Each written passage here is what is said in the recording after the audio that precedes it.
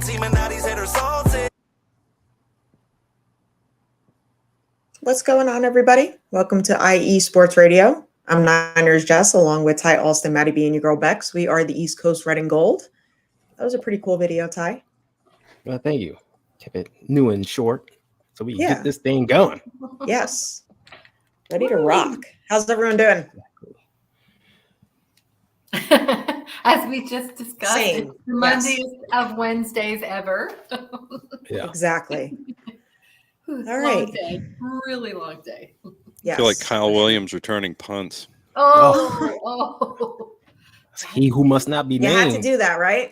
You know? That's how you feel today. And then he Look had at to old gut wounds. punch at the end. Right, Still too like, soon. He really went there. uh, Good. What's up, Tony? Hey, Tony Tony. Culp in the house. hello there. Brian All the Culp. Brighton calls. House. The Colts are here. Exactly. VIPs. That's right. All right. Let's get right into it.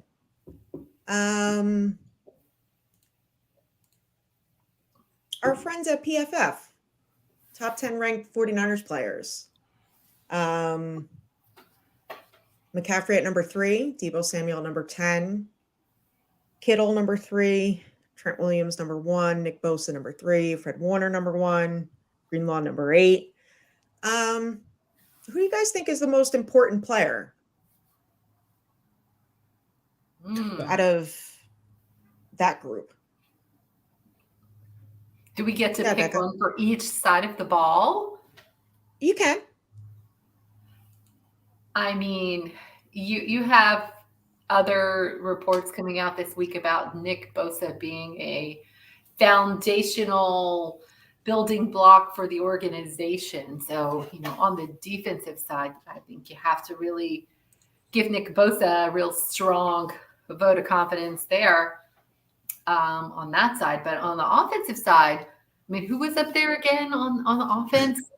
Christian McCaffrey, Deebo. Trent Williams, right? Trent Williams, Kittle. And I'll Kittle. leave it up for your Well, ease of reference. I mean, for the offense, I mean, to me, it always starts in the trenches. So I would have to say Trent Williams on the offensive side of the ball. He's been highly ranked by them probably his whole life. So I'm going to go with those two. Maddie.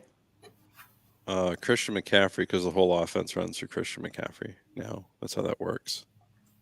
It's Christian McCaffrey and the 49ers on the offensive side of the ball. He's option 1, and then everybody else kind of falls in around that depending on the play. So to me, they go from upper teens, low 20s if he's not on the roster to upper 20s, mid 30s when he is on the roster. So that would be my guy right there on the offensive side of the ball. On the defensive side of the ball, I would go with Nick Bosa. We saw how they played last time without Nick Bosa. And I don't ever want to see that again. So we don't even want to talk about it. Okay. Thanks. So I have one question about the rankings. I see Kittle and McCaffrey are both ranked 3rd. Is this by position or is this by how did they do these? Yeah, rankings? it's by position. It's Yeah, by by position. position. Oh, okay, okay. I thought this was like a whole offense versus defense and the rankings because I was like, what criteria is this based on? Because Yeah. Who did they have ahead of McCaffrey? Is what I want to know. well, that's what I was. That's why it caught my eye. I'm like, how's he number 3? Does that mean Trent Williams is 1? I'm gonna No, guess that no, Kittle's he's behind 3 also, Kelsey. so. Yeah, I'm gonna guess Kittle's behind Kelsey and Andrews. Probably, yeah. Bosa's probably behind Micah Parsons because of the Dallas Cowboy hype machine. I'm not sure who he's behind. For him to be number 3 is peculiar to me, unless they think lumped him it's- with Aaron Donald. It's probably or Myles Garrett. Yep, they got him at edge. So it wouldn't be Darnold. It's got to be somebody like Garrett. Yeah. He's not. Really? Darnold bounces outside. He's a DT. He plays inside. Yeah, but I mean, I'm talking about like in terms of Garrett versus Bosa. Like, are we? Yeah, I know. Right now? I know. Makes no Yeah, sense yeah, to me yeah. either. What? Okay. Like, what are we doing? And this whole thing with Micah Parsons, like, I don't get that either. So we'll just leave that be. And then as far as McCaffrey, I'm pretty sure Saquon Barkley is before. I don't know, man. I don't know about Exactly. that one. That's Yeah. Can, And Yeah. I like Saquon Barkley. He had a hell of a year last year. In fact, if I were Saquon Barkley, I would hold out for all the money. I would hold out at least through Jesus. I'd say week 2, probably. Week 2. 2, Like 3, I 4. would like save yourself the trip to the West Coast. Like just don't even bother. Like I like the way you think, Matt. be ready for week 3, Saquon. Make your stand. Say, listen, I need to be paid what I'm worth, and I am willing to not play the first 2 games of the season. Remember, it worked out for Emmitt Smith in '93. Okay, That's so exactly what I was thinking of. so there you go. So if you think you're that good, then make it happen. First 2 weeks, Saquon Barkley sits out challenge. Go, make it happen. Now here's one too. Micah Parsons Hassan and Reddick, Hassan Reddick.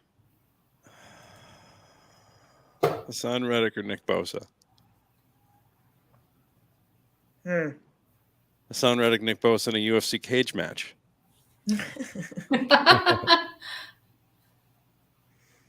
Nick Bosa wins. I think I'm going with Nick Bosa. He's very dedicated to his craft and Exactly. mentally always his head is always in the game. His quads alone will destroy His you. quads alone are in the game, whether he wants them to be or not. Plus, we're all mad at Hassan Reddick for the whole Eagles championship game thing. So, yeah, Yeah, not cool. F that guy. All right, Ty, what do you think? On offense, I got CMC. We know he's the difference maker. On defense, I got Fred Warner. He's the captain of the defense. He's the guy that gets everyone going, keeps everyone in check and lined up. So he's my guy. Those are my 2 guys. Okay. I'm going to go with McCaffrey and Warner. What? What do you mean, what? Well, She I just could copied off your tie. I can see I could see the Warner as one. Was that what you were whatting, or were you whatting something else? I thought she was going to pick George. I thought it was a misapplied what. So okay. No, I didn't. I thought she I No, thought I you were see. confused about the I Warner shocked you thing, guys. not about the other Yeah. thing. So. Yeah, no. I caught me I off think guard. George would probably be number 2. Mm-hmm. But yeah, Mm. those are my picks. See, surprising I- everybody. I truly think with a full year of Brock Purdy at quarterback, George Kittle will be number 2 on that list because I just don't think Mark Andrews is going to be used as much in the new Ravens offense. Not that Oh yeah, I don't think I so don't think- either. I don't feel like Mark Andrews is going to like slip up and start to suck or something, but like the ball does have to go to other places. Like I don't think Odell wants to sit back and hang out and watch Mark Andrews get 15 catches a game, right? Like I don't think he wants that. So, and I'm pretty sure that Zay Flowers isn't going to want that. So, That's the thing. They invested heavily on those wide receivers for a reason. Correct. They want to start attacking the outside and such, and not be so tight and heavy. So, yeah, statistically, his numbers may drop down because of that. Correct. You know what? I still don't even know what the wide receivers, because with Lamar Jackson being a run first quarterback, He doesn't want to now, though. Like, But, and he yeah. had his moments in Louisville, specifically, where it was like, you got to throw it, champ, and he threw it. He's one of those guys I think that throws really well, like just under pressure. Hey, Melissa. Just as things are being hectic, like whatever. I know I can Yeah. throw it to whoever, but he hasn't had the receivers that he has trusted to be able to do that yet. And plus has not played an offense that has even come remotely close to allowing that outside of when everything goes to hell in a handbasket and they're down by 25 or whatever. Right. So I really do. I think, and like I said, I don't think that's a knock on Andrews at all. I just think that's I think the usage of Kittle will. I mean, you saw how the usage of Kittle went up when Purdy came in after Jimmy went down as it stood, right? Like they were communicating better. I'm sure Brock Purdy answers George's text too. That's true. He answers everybody's texts. His They just a probably down have to earth FaceTime guy. as well. Oh, probably. And you know what? You know what I think too with Brock Purdy? Like I could see him being the type that's like, "Oh, hey, thanks for texting," and then like ending with, "Hey, hope the family's great." Right? Like what or some sort of Or thank you for calling. hope your dog is Like, doing did okay. you really need to text Thanks me? so much for reaching out. I appreciate it. Like Yeah. blah blah blah. Like maybe some little inside jokey thing, like with an emoji, and then he sends it. Right? That's what I think happens. You could be right. Yeah. I feel confident in my All right. So reading of people abilities on that one. yeah. And also his readability of the field might also have something to do with that. But we don't want to go there necessarily. 100%. So on that list were Fred Warner and Dre Greenlaw. Yep. Would you guys say that they're the heart and soul of the defense? Ty?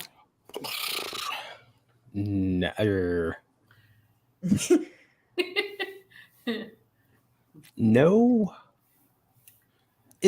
They're part of it, but the defense is a collective. Yeah. Like when you like you got they're chambers of the heart, if you will. And you got guys Here on we the go. D line. I love it. I love it. Holy Christ. We're I going told this you. direction, ladies I and told gentlemen. you. This is what Here happens we when you go. watch too much Grey's Anatomy, ladies and gentlemen. Oh boy. The D line is the left ventricle that pumps. Atrial part of the heart. Exactly. Comes through. I am actually Please No, enlighten but us, see- Ty. Go ahead. Defensive No, back. but seriously, if you look at the defense as a whole, it's like you can't discredit what the defensive line does, what Bosa does, right? What Armstead does. We know what Fred and Dre bring to the table. Then you got guys like Hufanga and Ward and Lenore on the outside. It's a collective. Beto. I think they are definitely important cogs, and along with the Bosa and like the Armstead, they are the heart and soul. They're definitely like the alphas on defense, if you will. They set the Mhm. tone for everyone else. So yes, the answer to make a long story long, yes, but they have additional hearts beating with them that make that defense run. Okay. Maddie? I don't think it's so much a heart and soul body thing, although I really did like the heart analogy. I thought that was really well It's all done. heart, baby. Thank you. That's why. Yeah, it I goes I over the thought that heart. was well It was done. good. It was I good, understand. Ty. Back it up for Like- you, people. Don't let Maddie Right. bring you down. And it came from the heart as well, which Nice is shirt, good. Ty. But I think the defense that they have built is more of a culture. And I feel like those two are kind of the tone setters of that culture. I like that. So Well that's said. why I think they're more. They remind me very much of how Mike Singletary and like Wilbur Marshall were for like the 85 Bears, or even with the way the Ravens are set up, right? Or the Giants. Like you usually have that one good middle linebacker and then you got the one good rusher, right? You know, in this case, they can both do a lot of the same things, but they can also blitz from basically wherever they want to on the field. And they're free to do that because now they've got a new beast, right, on the defensive line, along with the current beast, right? Like, this is really good stuff. And to me, those two are the tone setters. They set the tone of the office. So it's one of those things too. When you see it, like if Greenlaw gets out of the game, when he gets out of the game and gets those 15-yard penalties, right? What usually happens? Defense takes a little while to get their crap together, right? Yeah. When he stays calm and collected, they usually keep it together pretty well. I was going to say they're leaders in the defense. the essence, the whatever, you guys are talking about a lot of those things too, but they lead by example. They're the guys that get out there, the tone setters, what have you, but definitely leaders. Are they the heart and soul? You guys already said it. You've got so many other key cogs and other players that are studs in their positions that the defense wouldn't thrive without the rest of those guys too. They're definitely part of the leadership, but not the only two main ingredients. I'll liken it to baking. You can't have, you can't leave out two key ingredients and have the same result for your cake, right? So you need all the ingredients to come together in the right temperature and the right setting to bake the cake. So Boom. It's not just those two, but they are very much leaders in the defense too. Yeah. We are rocking with the analogies. The analogies We have are anatomy. Right. We have You baking. can't replace baking powder with baking Let's soda, go. right? Boom. Like you can't. You Key can't difference. do that. Mhm. That's Yeah. only if you want something to rise. It's not going to go. Whoa! I mean, That analogy out the window. the only thing I want risen is the Super Bowl count of this franchise from 5 to 6. That's right. That's what I'm We at. have to add some baking powder and baking soda. That needs to happen. Then it needs to happen. I agree with this, Melissa. They glue everything together. Their aggression makes Yeah. others play harder and hungrier. They back up the secondary and D line. They're vocal and keep things clutch. Yeah. Absolutely. To me, it's Well like having said. two Ronnie Lots playing linebacker, right? Yeah. Like those type of players, like Mm. just that That's some high tone praise. setting at any point in time. They just need to, they need to push you back 3 yards just to remind you that they can do it, right? Fred Warner needs to come blitzing up the middle, diving over the line just to remind you that he 100% can do it, so that you have to move to the left and make a terrible throw From the other Like, side of the field. by from the way. other side, yeah, or while falling backwards, or Yeah, like a whatever missile. it is that you're doing. Yep. So, Vertical. I think correct. that was against the Rams, wasn't it? Believe so. I Yeah. know he's done that more than once. Yeah. That's like the game that sticks out. Yeah.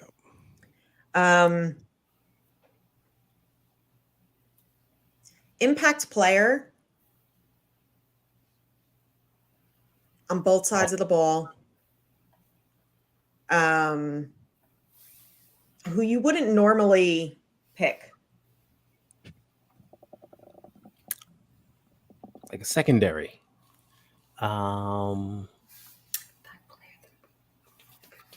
That's a good question. Thank you. She's on fire tonight, y'all. Yeah. Woo! My Was plan work is for slow? someone to Coming up with some answer, good questions. and then I Dang. can follow in line after that. Okay, impact player. So, for me, I'll jump in here. I'm gonna go with Juice on offense. Don't kill me, Melissa. I'm going with Juice on offense, simply because he does so many of the little things that you don't see. He's blocking on a run play. He's out faking a run, like he's the lead. He's getting out on the offense. Coming out of the backfield as a receiver. It's all these little things that you see that you don't see on the stat sheet that he does that helps the offense, that makes it go. Not and blocking for the quarterback as well, because he stays in the block sometimes also, which he does very well. So he's definitely an impact player, even though you look at the stat sheet and you see, one catch for 5 yards, that's it. He does so many other things during a game that helps the offense go. It's very valuable to us. Defensively, I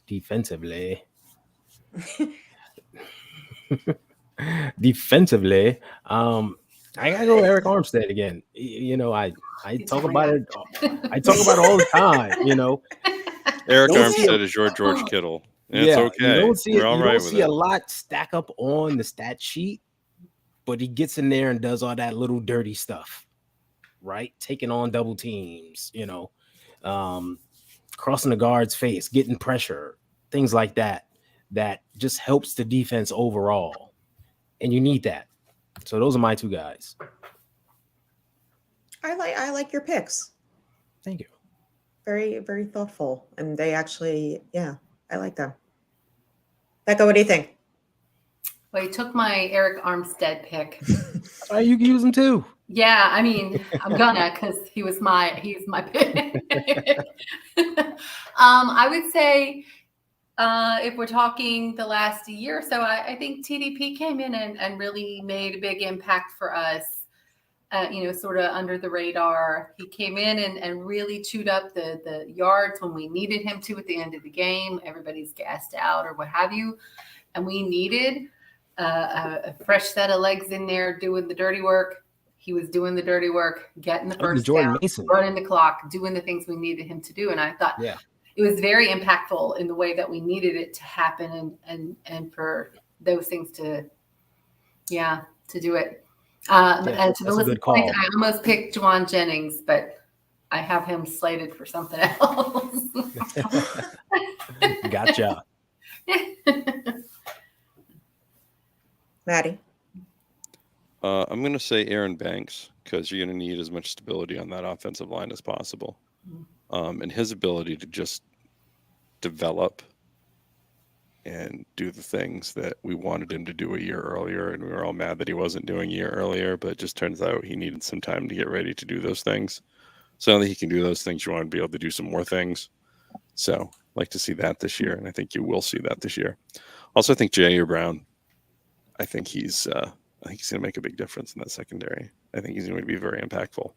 I don't think they'll have any problem starting him. And I think they believe in his experience already and maybe might want to have him learn on the job.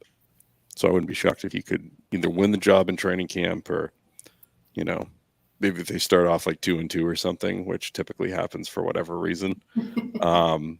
They make those changes. Maybe he's one of those changes and then he takes it over for the rest of the year. So I really think Brown's going to do some things. All right. Well, nobody picked my two. Okay, wait. Before you go, can I respond to Melissa and her pick of Oren Burks? That's a great pick. Yeah, I totally forgot about him. I might have picked him if I remembered.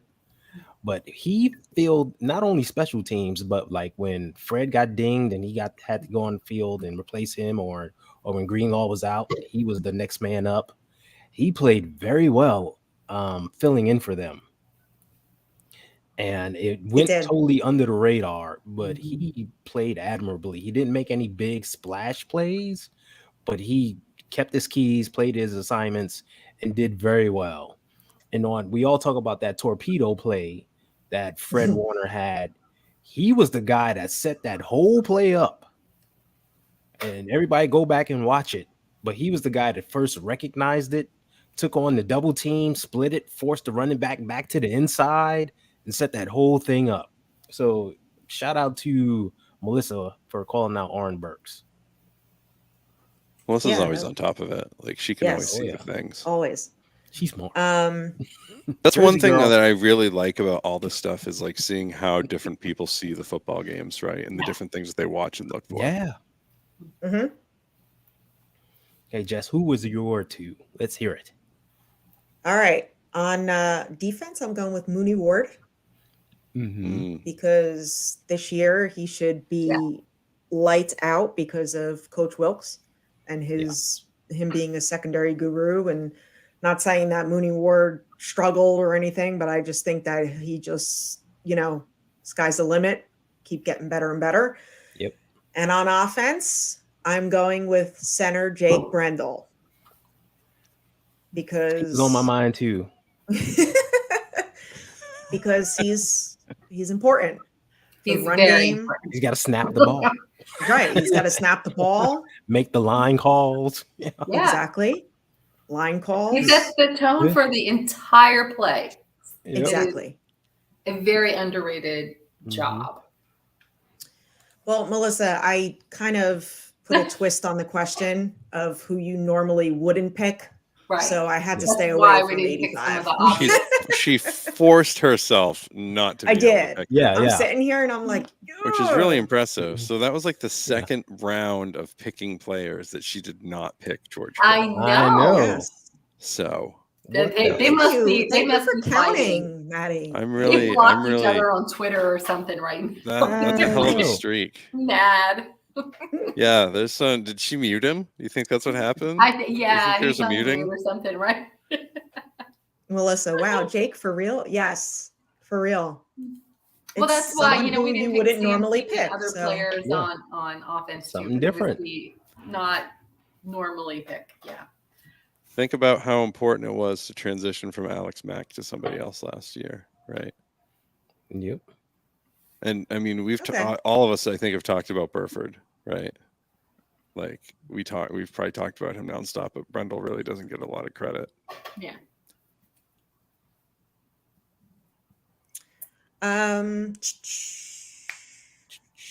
Underrated player, past and present. Becca? Player past and present. Ooh. That is I mean, so weird because Man. I was thinking about this coming out to the garage and I never didn't even. So weird. I mean, underrated. Ooh. Past or present? Past Past or and past present. and present. Past and present. Past and present. Okay. Past. All righty. All right. Well, I think underrated present. I probably have to go there first because a lot of names are flying through my brain for past. That is a lot of names. Yeah. That's a big Yeah, rabbit I hole. know, right? That's what I'm like. I got one though. Who to pick? Who to pick?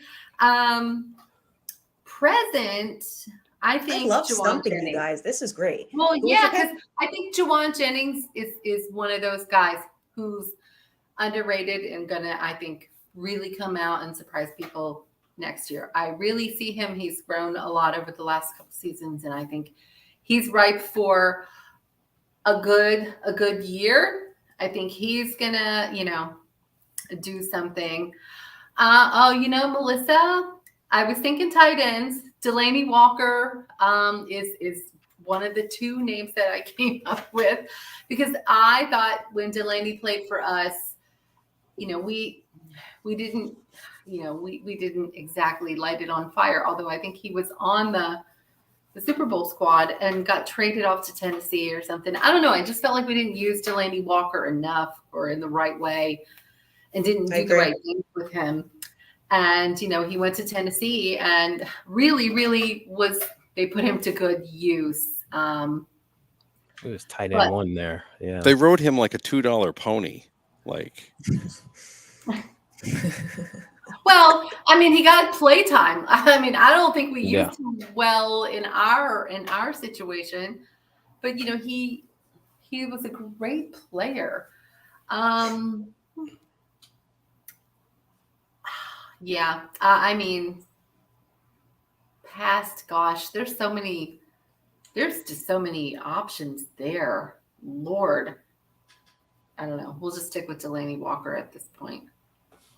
All right, we'll come back to you. Yeah, we'll come back to me because that's a tough one. Past. All right, Ty, go ahead. All right, I got mine. I past is easy for me because this is a guy I always think about, and that's Jeff Fuller. We spoke about him a bit with Dwight Hicks. Well, Dwight actually brought him up. Yeah. Jeff was a menace, a great safety whose career was just cut short. But people look him up, see how he played, see what he did. He was basically Ronnie Lott 2.0, but bigger. Like, this dude was awesome. And he should be remembered and talked about more. So that's my pass guy. This current team, I had to go with kind of a newcomer. He just joined the team last year, and that's T.Y. McGill. I think just for a role player, he played great on the inside, especially just being rotational, filling in for guys. He was that big fat guy in the middle that was kind of stopping things for a bit. And he got kind of dinged up and we missed him at the end of the year. You saw, we had to bring some other guys in, and he was missing. It kind of hurt us. So he's a guy I'm going to go with, and I'm thinking his second year under Chris Krasaric, he could add good rotational value to the line once again. Okay. Maddie, what do you think? Present day, I'm going to go with Tabor Pepper Mhm. because it provides Long some snapper shout out. Yeah, I mean that thing gives you. Special teams. That's one of those deals where, like, if it goes wrong in a hurry, and you notice it, right? And you It's really bad. don't notice it. So, and he had to snap in some wild ass conditions last year. Let's face it. So, definitely him. So that would be that one for the present day. The past one is really, really tough, right? Because it's kind of one of those deals where you have to go back and find the one moment where, if this one thing did not happen, I don't think any of the rest of this stuff happens, right? A fixed point in time scenario. And I have to go back to Eric Wright, because Eric Okay. Wright tackling Drew Pearson in the In the catch championship game. Yeah. which everyone Yeah, but forgets that's about. not being underutilized. But Well, is he underrated? I mean, Eric I Wright think is he's hell really of a- underrated. I thought you said like people don't talk- underutilized player. I thought we were talking underrated. Underrated. Underrated. Underrated. it's underrated, Oh, yeah. I thought we were Okay. saying like underutilized. No. Understood. Oh. Okay. Understood. Wrong under. Underrated. Well. Yeah. Yes. mm, We were that's a looking whole for different under. spin on Yes. things. Okay. There we go. So I was all right. Good. Yeah.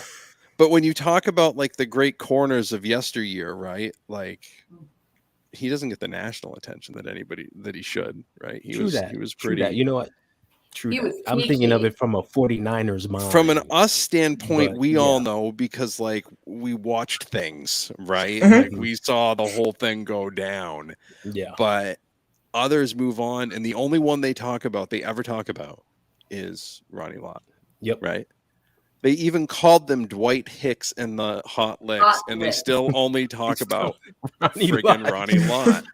Not that Ronnie 100% Lott right. was great, man, but like Yes. that is all they talked about.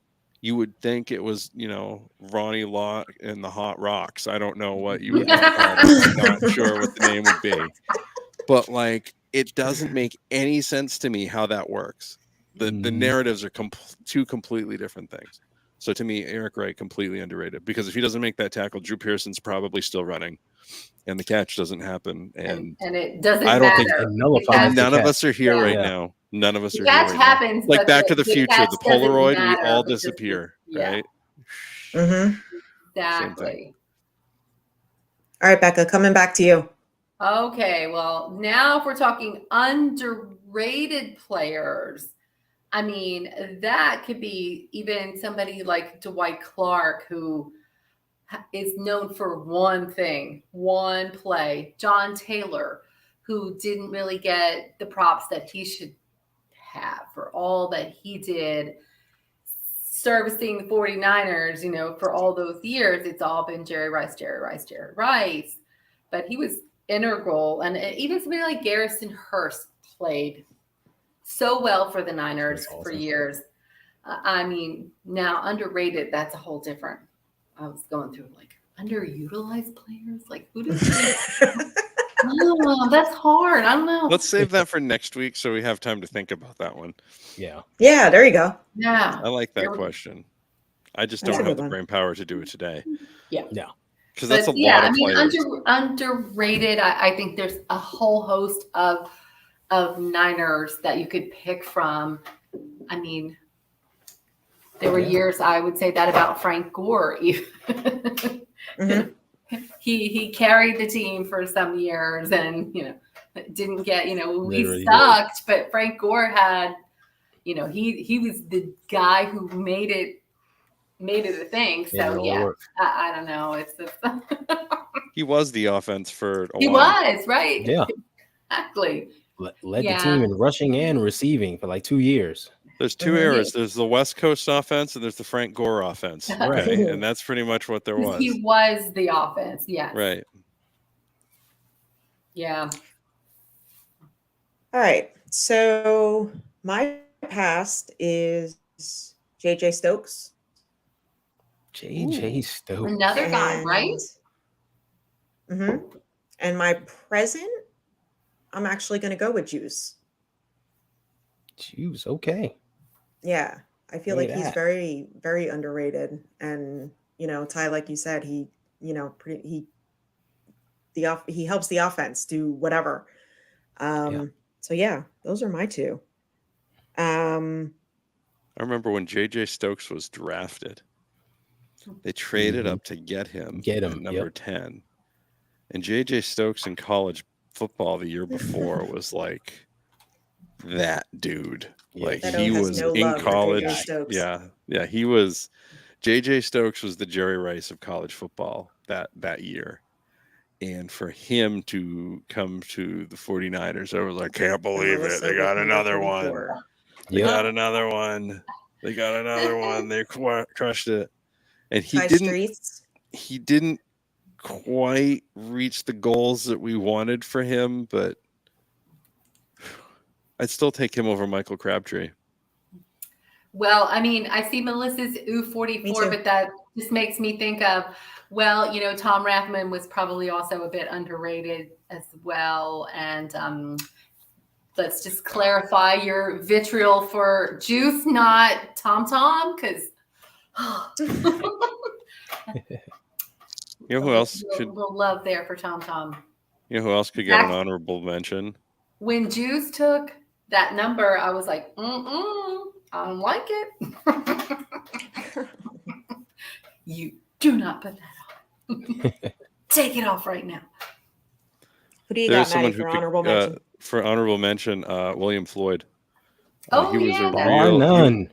he was a real big part of turning around the attitude of the 49ers offense in 1994, which allowed them to be just like kind of amp themselves up enough to go over the top of Dallas. They needed it. They needed that infection of like youth and enthusiasm, and Yeah. he really provided that. And toughness. He brought a toughness to the running game. Just A nasty. brashness, that Florida Yeah. State FU attitude. Yep. I'll give an honorable mention to Dexter Carter. Okay. Dex is a good candidate for an underappreciated player. Probably better. Yeah, he's a Martin good kick Hanks, returner. Yeah, another one. Yeah. Mhm. Martin Hanks. Yep. He was Man, super we important. can name off a lot of people. Merton Hanks got a Merton Hanks always ended up with He a could sit ball here in the his whole hands time. against the Yep. Cowboys. Like The even in whole losses. show right here. Yeah. Oh my Hey, gosh. Hanks. Yeah, Merton Hanks. Wow.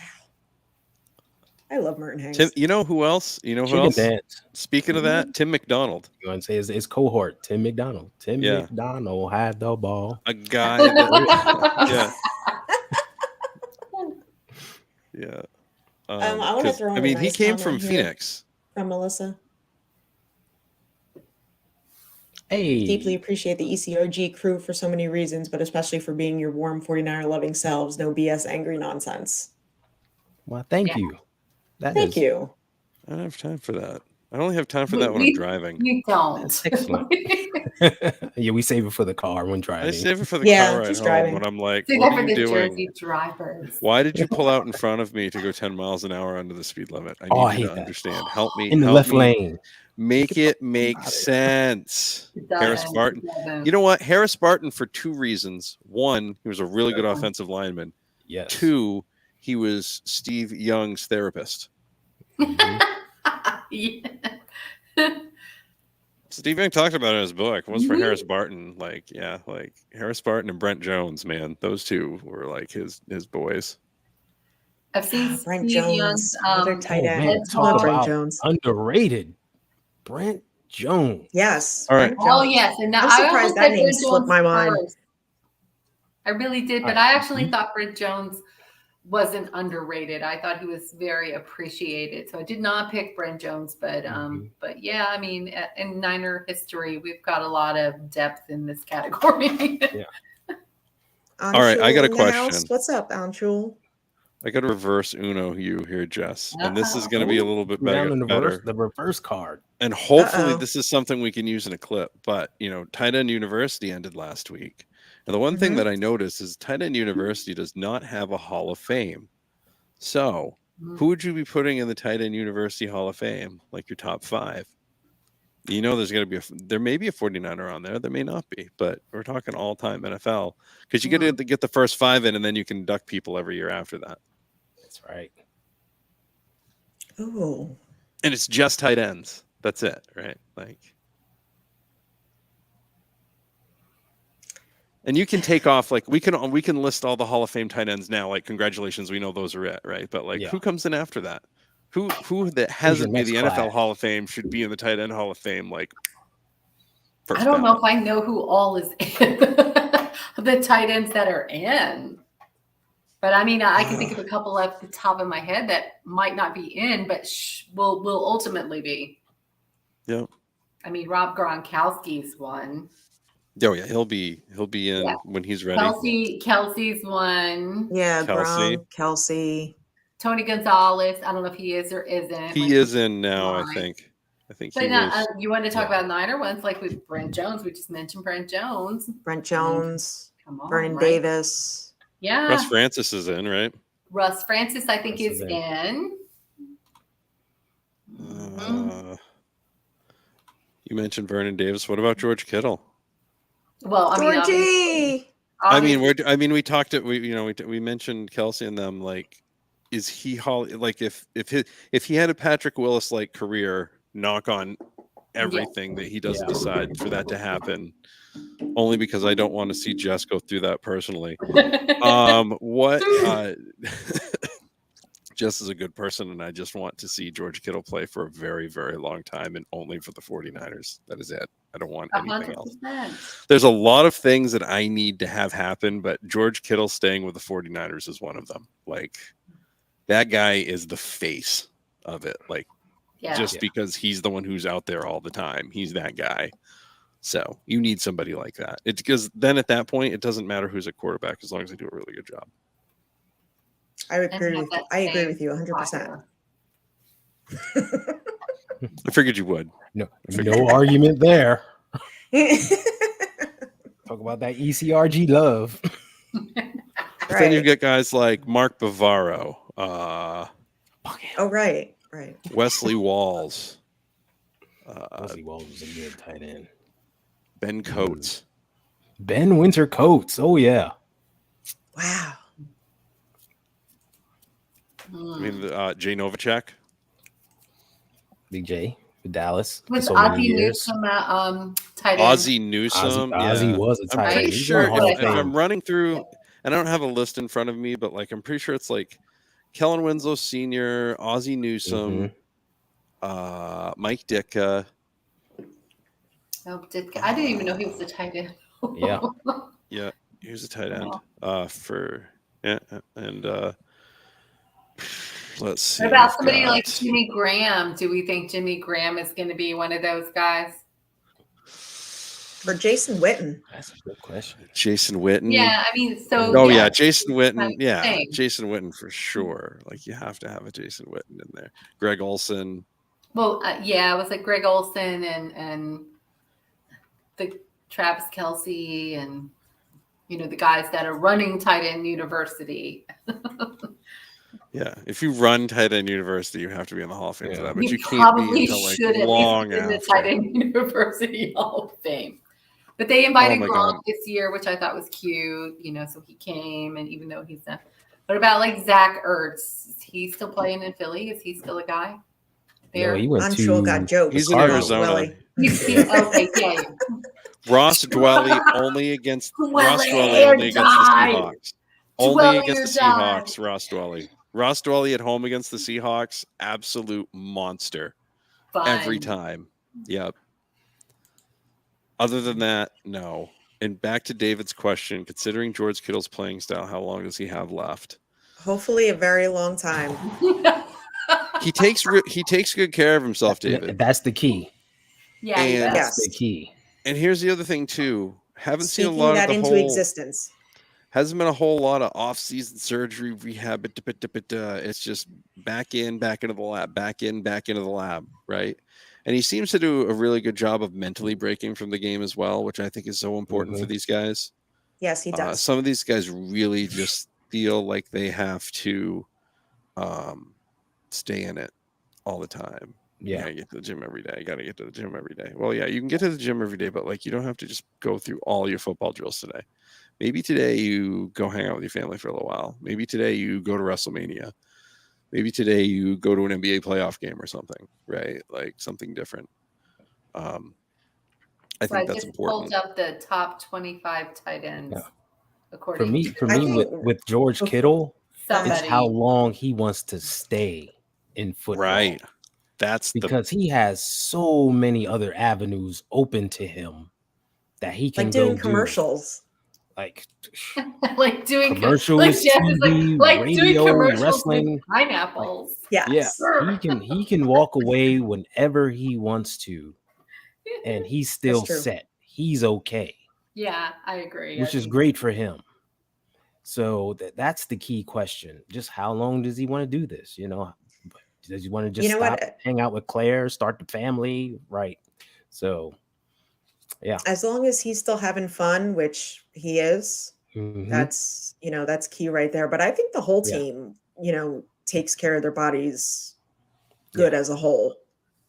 Like, and just gets away from the game for a while, Yeah. and just to kind of regroup. And I think the whole team is actually really good at that.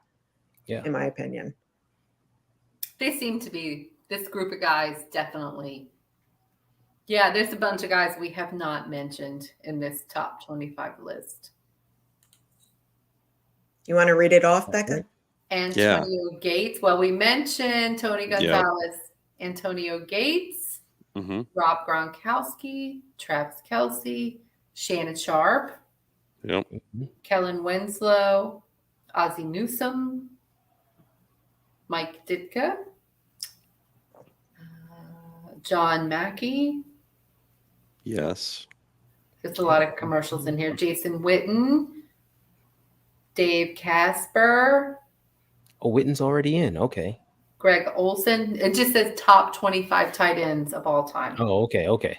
Jackie Smith, Jimmy Graham, Jackie Smith Gary is the sickest Smith. man in America.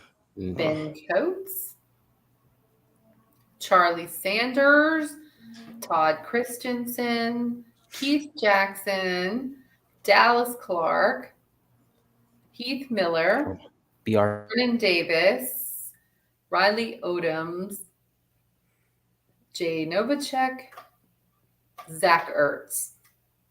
This is Yeah. someone's list of the top 25 greatest tight ends in history. I think we probably disagree because I didn't hear a lot of Russ Francis's and Yeah. Brent Jones's being mentioned in that Or- list. Yeah. Yeah, So, that list is kind of questionable. Was Vernon Davis on that list? Vernon Davis was, Okay, but but none of it. Yeah, none of the older generation guys. interesting. Outside of the older ones. Yeah, it's real interesting. I think there's a lot of hay to be made there. And then I think there should be one for offensive linemen. There should be a hog camp every year, right? There should be. Some sort of something for the defensive. Like I don't care who does what, but like I think all these guys need to Pigpen be University. Pigpen like they just all need You to heard be it here like, first. I'd like to see them all recognized for what they're doing specifically on their side of the ball because I mean it's so much more than just one thing. Like it's Yeah. multiple pieces of things. Yeah. And like if you do really well at the piece that you do and you're so good at it sometimes that people don't notice, it's good to see that recognition. So I'd like to see some guys that maybe should be in the hall but aren't for whatever reason. Like I feel like this would be a little easier to get into. Plus, it'd be a great way to cap off tight end U, right? Like wrap everything up with a nice little banquet, dance, Yep. photo op, VIP red carpet, etc. Well, they're doing it up right, down there in Nashville for sure. Down in Nashville. Having a good time. I don't think so. Melissa. No, I I mean- think it's I think they're doing, a great job with bringing notoriety to the position, having fun, yeah.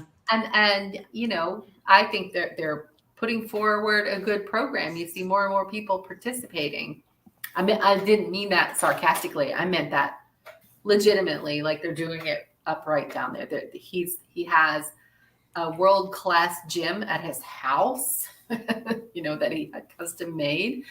And, they keep sponsoring this and having bigger and better events for the Yep. players and their families and things like that. So I think it's, he's just doing everything he can to make it, hey, look at us. Look at us. We're important. Yeah. It'll definitely keep going when he stops playing. And I can see him still being a part of it, sponsoring it, making sure that it keeps going, Mhm. after his playing days is over, because it's something that is important to him, near and dear to his heart. He wants to make sure that the tight ends have that resource that they can just get together Yep. once a year and just learn. So everyone's brought into, so all the other tight ends. So it's something that'll definitely keep going. Well, I'm glad Charmin is their sponsor. Mm. I still don't understand. I don't understand. I would go with baby wipes myself. They're more versatile, but that's just me. Well, I don't know. I would prefer Charmin on my tight end. Prefer Sherman on my tight end. Thank you for playing, everybody. Good night. Right. I'm like, what don't you understand? All right. What do you prefer in your tight end? That's it. We're headed Let to us the know in 2-minute chat. drill now. That's it. We're going. It's a wrap. That's why I was waiting for Ty to say like to keep it going at least like one more time so I could just like enter my Charmin comment. Holy hell. I'm like, say it again, say it again. God help us all. And then Maddie just keeps talking. It's fine. Oh yeah, no, I get what you mean, Melissa. I just think when I think of National Tight End Day, I just automatically think of George Kittle. I don't think of Jimmy G or how that happened, or that's just me though. Selleck time. Brian Culp with his kickers, Andy Lee or Bradley Pinion. Pinion, no. Andy Lee. Oh, the Andy MVP. Lee totally Sure. over Bradley Pinion. I mean, Absolutely. Yeah. Um, Andy would pin it into the good. corner of the 3-yard line every time. He knew exactly where he wanted to put the ball. Hands down. Which team has the better or had the better weapons? The 2019 team or the 2022 team? Maddie? This one. This one. This one. This one. This one. This one. This one. This one. This This one? one. Are you sure it's this This- one? This one. You seem Think like of you're hesitating. Think of all the mouths you have to feed on this one, right? It's just insanity to me that any one of the guys on the field that is an eligible receiver can score a touchdown, right? And even the quarterback. You didn't have that 2019. That team was defense and running, right? Like they had good tight end, really good tight end, but their receivers weren't Yeah. amazing, right? Like they That's were. what it comes down to. That was very, that wasn't even like, if you compare those receivers to like the receivers in Super Bowl 16, right? Which a lot of people, when they look at the Super Bowl 16 team, they'll be like, oh, that was one of the weaker 49ers Super Bowl winner teams. Dwight Clark and Freddie Solomon wiped the field with who started in 2019. So definitely this one, and this one. Thank you. This one. This Okay. one.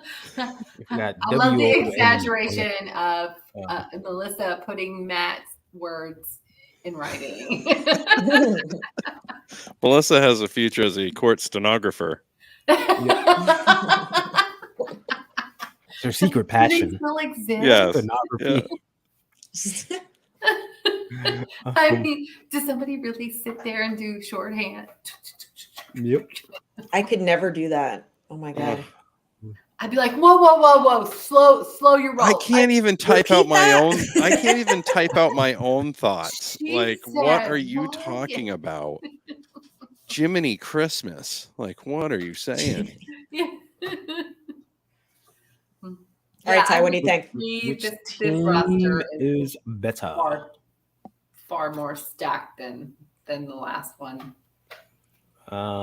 It's this one. Is it this one for you? Oh, just this one. As Matt said, the wide receiver group is way better. Yeah. I mean, you're talking Emmanuel Sanders, Marquise Goodwin, and Kendrick Bourne versus Debo Ayuk and Juwan Jennings. That alone is that alone Yeah. puts it over the top. You know, young George versus older George Kittle. I'll take older George Kittle because he's just so much better. Same. Line the now, running back. even though he was great. You know, Mostert versus CMC. I'm taking CMC every time there. Mm-hmm. Even though I Old love juice, Mostert, young juice. you know, old juice, younger juice, right? It's that kind of thing. And then on defense, you know, we had Sherm, who was older at that point. I'll take Mooney Ward over him. I'll take the safeties over Tartan Ward right now.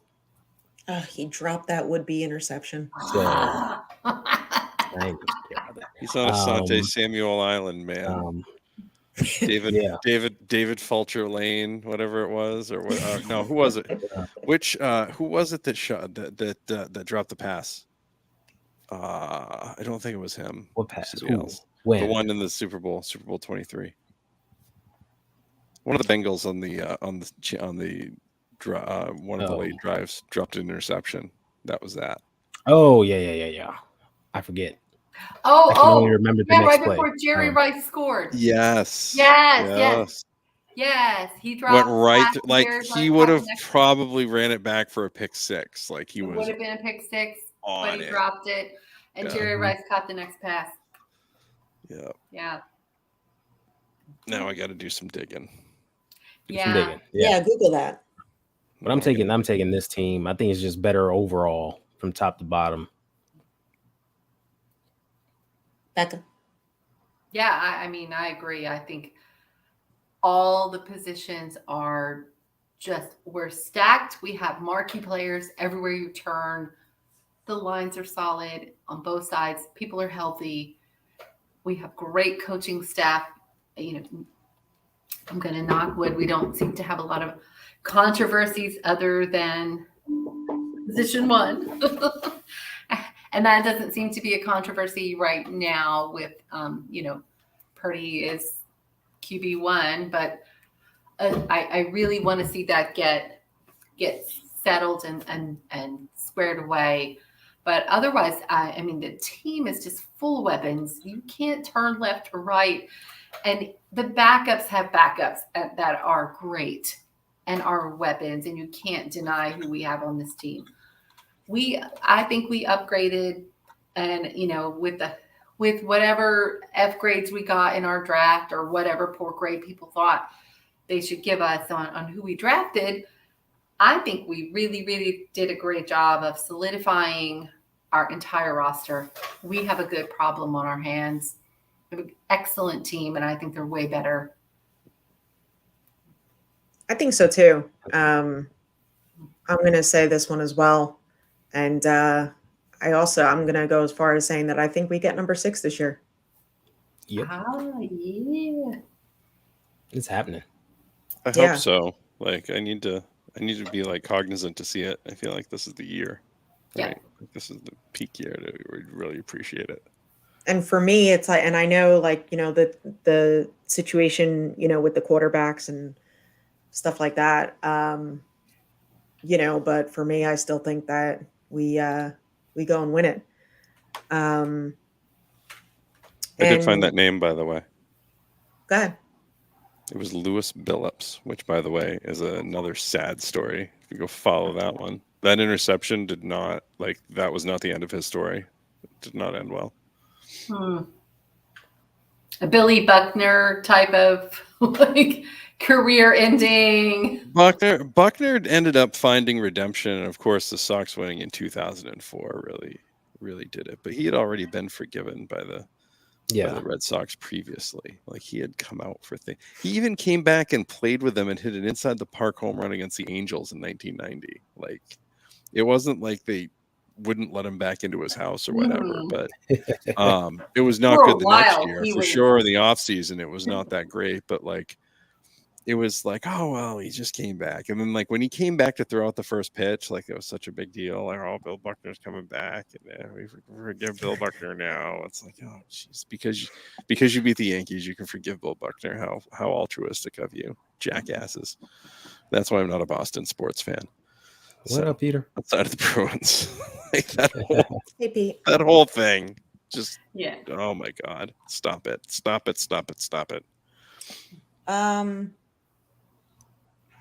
Yeah. So speaking of Super Bowls, do you think Javon Hargrave is that missing piece? To reaching and winning the Super Bowl? Yes. No. Why not? Well, if it wasn't for health reasons, I could say we would have been in the Super Bowl the last 2 years, right? Especially last year. There's no way anyone can say we wouldn't have been there. So, yeah. And the D-line was actually playing well last year. People forget. It was just not one person was like that guy on the other side of the line. It was a rotation. But those guys, they learned their place and they played well. They just wound up getting injured. Then we had like no depth there to rotate people. So that hurt us greatly. So he's definitely going to help us. I don't want to take anything away from him and the significance of his signing, but I don't think he's the thing that puts us over the top. I just think it's health. Becca, what do you think? Yeah, I don't think he's the key thing that's going to do it. I think it's a culmination of a lot of things. We lost a lot of talent. We brought in a lot of talent to replace that. I think, look at the team in 2012 that went to the Super Bowl. That's almost the same team that was there the year prior. Coaching matters. The coaching staff absolutely matters. Who you have there leadership. I think bringing Steve Wilkes in to help make that as seamless or almost as seamless as you're going to get in those kinds of transitions.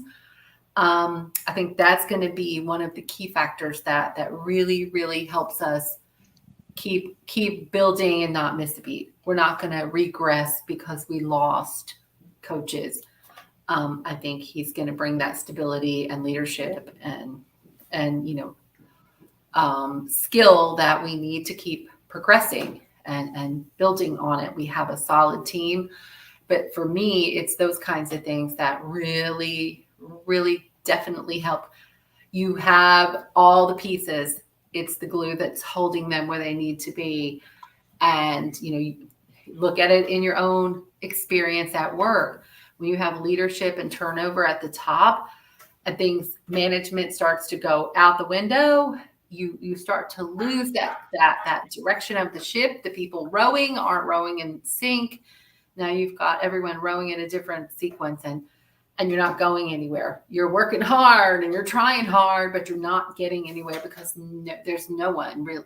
You don't have the person telling you when to pull the oars at the same time, calling the shots the right way. So for me, it's the fact that we have found the right people to, plug some big holes in the leadership roles. So I think that's more of a key than just Hargraves coming in, but he certainly is going to be a big part of the success. He's a key player. So yeah, he matters, and all the other players do too. But I think it's leadership. It really is coaching for me that's gonna corral them in and push them and get the band marching in the right direction to the same beat. I actually think he is the missing piece. Mm-hmm. Because John Lynch had said that, I'm kind of paraphrasing here, but the defensive line kind of lacked a little bit last year. Not naming Nick Bosa, of course. But I think bringing Javon Hargrave, I think that boosts the entire defensive line. And I think he definitely is the missing piece. Maddie, what do you think? I don't think he's the missing piece, but I think he's the biggest piece of the missing pieces. That makes sense, right? Like he's the largest. If this is a meteorite of vibranium, he would be the largest chunk of it, right? Is really what it boils down to. What it comes down to here. It reminds me very much of '94 when you got Ken Norton from the Cowboys, and he was kind of their guy. Like, imagine Fred Warner going to the Cowboys right now. Okay, now stop doing that because it hurts. Ooh, So Yeah, that's okay. Cut his mic off. Gross. It hurts and it's painful. Take But yeah, exactly. it. you I'll burn. stop it right burn now. I'll burn some sage in a moment. Rewind, erase. Right. Exactly. Mute.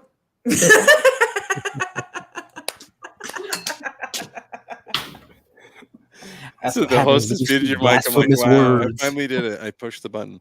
But no, it weakened the team that was ahead of you that you have to cross the bridge to beat, right? So that's exactly what it was to me. Like, he's the biggest part of that. But the other big part of that is, 1, having a healthy quarterback, 2, having a healthier quarterback behind him, 3, and having a healthier quarterback behind the other guy as well. There'll be no crossing bridges. We might make you walk the plank for that. I know, right? That just sounded horrible. Exactly. Exactly. God. Like, gross. Like, that would have been like after the NFC title game, we traded Warner there. Like, ew. God. And then you say it again. I know. Terrible. But Just can't stop. Ken Norton and Hit Fred that mute Warner, button like, again. comparatively, you know what I mean? They were kind of the same Yeah. impact level player. So that's why I had to do the comparison. I do not want those things, nor am I reporting any of that stuff. No, that is gross, and it should never, ever be discussed in serious adult conversations. But in this case, I did have to paint the picture. So I'm sorry that I did so. However, Dark and dreary. Apology accepted. can I do my read now? I think I'm gonna do my read. How about that? You know, for the or are we doing one more? We could do it. Yeah. You read when she tells you to read. I wasn't sure if there was. Just make sure everybody likes and subscribes to us, the East Coast Red and Gold on IE Sports Radio, your direct feed for all that is sports. Which, of course, has been going on for the last 9 years, bringing you amazing content, interviewing legendary athletes, coaches, media personnel. Like, there's been some people that have been talked to talk about things and tailor-made shows dedicated to major sports cities around the country. Make sure to follow IE Sports Radio on Twitter, Instagram, Facebook, and the TikTok as well to keep up with the latest in sports and with all our shows. Do a really good job of updating all that stuff. Make sure to check out the daily updated website as well at iesportsradio.com. And at iesportsradio.com, you can see the daily show, schedules, show pages, personal bios, and the podcast feed for each individual show. And of course, you can check out our page, iesportsradio.com/East Coast Red and Gold. And show pages, Hall of Fame, Fans of the Month page, merchandising shop. It's all right there on the IE Sports Radio page, iesportsradio.com. Nearly a decade here, and thanks for making it the direct feed for all that is sports and for giving us a home. Waywardness.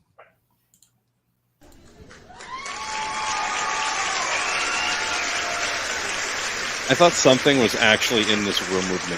I didn't hear that. I was like, is that a real thing? Like, that scared the hell out of me. I'm like, what was that? Ghosts are coming out.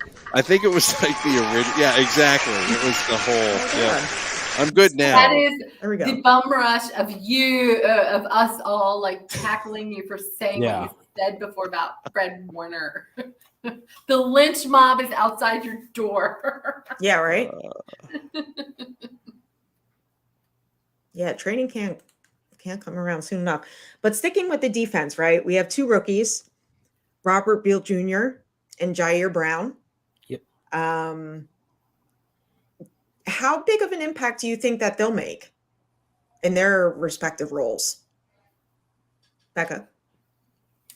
Well, I think there's high expectation for Jair Brown that, he's going to be one of those players that's going to be coming in and taking off. I think once camp starts, that's when you really get to start to see them in action in the big leagues and against the big boys, and for all their college careers and expectations. It really does come down to the grit. Get your hands dirty and get in there.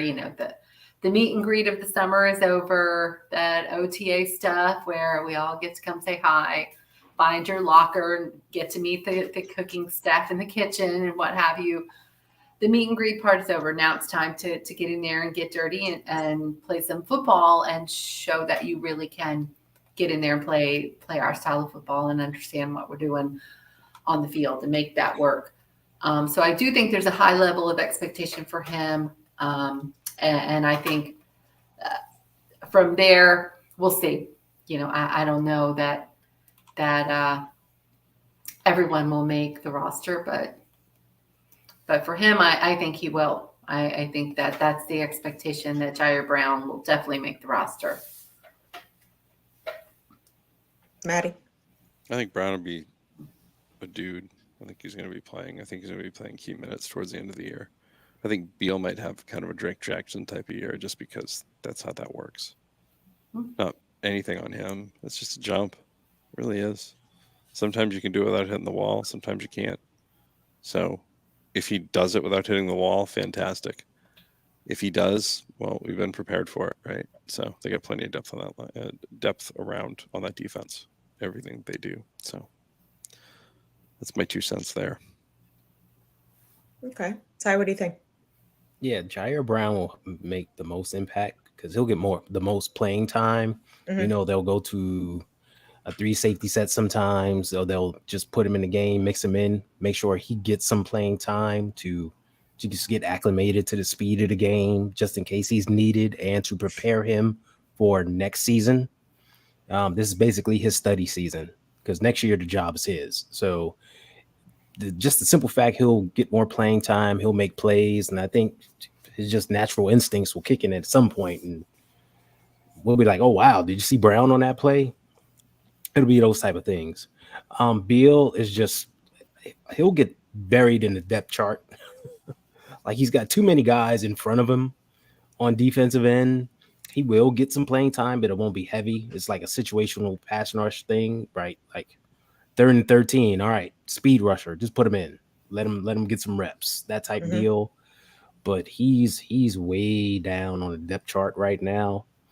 So, and I honestly see this being like kind of a redshirt year for him. With he might even suit up many games at all. They'll just have him practicing, getting him ready for next year. So Brown over Beal for sure. Yeah, I'd have to agree with that. Because don't forget, we even have, we might even see Kalia Davis this year. But yeah, Ty's boy. What's that? One of Ty's boys, Kalia Davis. Yep, Kalia Davis. He's more inside though. He's DT. With Bill is a pure defensive end. So, but even so, remember we brought back Kerry Hyder. We brought in like 2 free agents. Their names are escaping me right now. Plus, we got Drake Jackson out there. Like he's just kind of buried down on the depth chart. So I'm sure they'll mix him in, but it won't be heavy. Okay. Melissa has a couple questions. Brown and Gibson this year's rookie carousel rotation? Maddie? Yeah. 100%. That's exactly Yeah. what that is. Yeah. That's Let's You know, it's see. Gibson's last year. Brown is going to take over at some point. He'll mix them in. Oh yeah, I think that makes a lot of sense. And to let Gibson, mentor him too. Look Mhm. what he's done with Hufanga. Yeah. Mhm. Bex is going to answer Marcelino McCary Ball. That's 100%. I think Jess is going to answer him. I'm gonna go with Marcelino. I told you. I knew it. I knew it. I called it. I said it. Not Done. not only Done. is he a nice guy, but he's just really been working his butt off, and Mhm. I think he'll make some sort of impact for sure. Um, Do you Let's think see what we got Kalia here. ends up being higher on the depth chart than Javon Kinlaw? It's a possibility. yeah, it is. That's a huge possibility. That And if he is. does It's a end up on the depth chart, possibility. does Javon Kinlaw get cut in camp?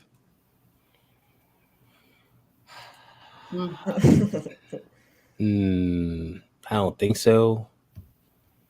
Because you still got guys like I mean, you still got to pay Kevin him no matter what. Givens but- and stuff like that I think he can beat out. All right. Plus, they like to keep just a bunch of defensive linemen, especially fat guys in the middle. So Yeah, and if he's paying, Yeah. unless there's a roster spot that needs to be opened up for something. So, yeah, exactly. like if they decide to keep a fourth quarterback. Ty, what do you think of this one? I try to stash the Vegas guy. We try to stash the Houston. guys. Probably one of the skill players, like one of our undrafted guys that we took. The River I'm probably- Craycraft types. Yeah, I'm probably sure they grabbed some guys, and like that running back. Oh, what's that guy's name? Kalen LeBourne is a guy that was high on and everybody's talking about and looks good. We know Miami is always running back thirsty. I easily see them trying to go after him. Okay. All right. We're moving to the quarterbacks. Oh yeah. What? What about Did something Absolutely. change? What about the quarterback? Who did what? Has there been an actual update? Well, I had just gotten this, it's no like actual update, but I had just gotten like another notification of hold on here. Crap, where'd it go? Now, why the 49ers have changed their minds about Trey Lance. That's the newest one that I What did they change your mind about? Oh. but I'm gonna bring up Adam Schefter's comment and What did they change your mind about? Like what that's- changed? that's the headline. I was gonna I say, I think that yeah. So here's Schefter's That's comment. the clickbait. This was from Uh-huh. last week. Right. We didn't talk about this last week, but Ty, why don't you go ahead and read it and then respond, please?